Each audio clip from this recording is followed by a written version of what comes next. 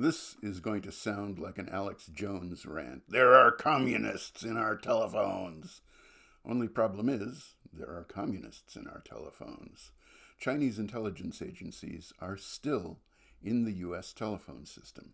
They've been there for months now, maybe longer, and it will be extremely difficult to secure the US telephone system against this threat. Most cybersecurity threats can be mitigated once they are detected and the mechanisms behind them are known. Why is this one different? None of the coverage I've seen will tell you why this is a really, really bad security breach and why it hasn't been fixed yet and probably won't be for a while. It's different because the lawful intercept system in the US is fundamentally flawed. These flaws span across technical flaws, legal flaws, and operational incompetence. The US has laws that require telephone network operators to be able to copy a certain percentage of traffic for collection by law enforcement agencies. Which agencies?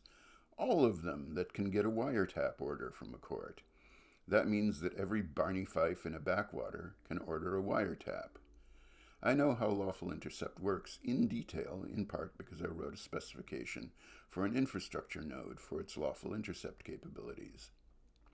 That's the mechanism by which Chinese intelligence agencies have been able to penetrate the US telephone system. It gets worse. Of course it gets worse. The people who designed the wiretap system were worried that people who work at network operating companies could tell who was being wiretapped, so the laws required the makers of telecommunications nodes to obscure this traffic, to not report it to network monitoring systems, and to enable law enforcement to set up these wiretaps remotely from what are called lawful intercept management systems, or LIMS. Not only does Barney Fife get to have his wiretap set up, he can do it himself from his agency's LIMS, and the telecom companies don't even know it's happening. What would you have to do to actually stop this attack? You could call up Verizon and say, turn off all your wiretaps, there's a national security problem. And they couldn't do it. They don't know who is being wiretapped and where the traffic that is being intercepted is going. Well, we know some of it is going to China. How bad could the problem be? There might need to be a change to the way lawful intercept works, and that would require software updates for every node in our communications network capable of implementing a wiretap.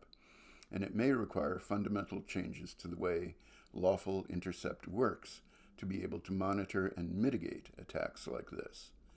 Every time law enforcement says it needs access to electronic communications, it's creating a vulnerability. Now, for the sake of convenient push-button surveillance, we've got Chinese intelligence agencies crawling all over our telephone network.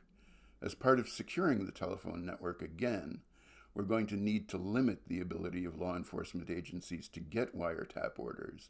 We need to limit the number of LIMS terminals from which those wiretap orders can be requested, and we need to supervise the use of wiretaps in ways that will prevent what was likely a corruption-based penetration of this system by a foreign intelligence agency.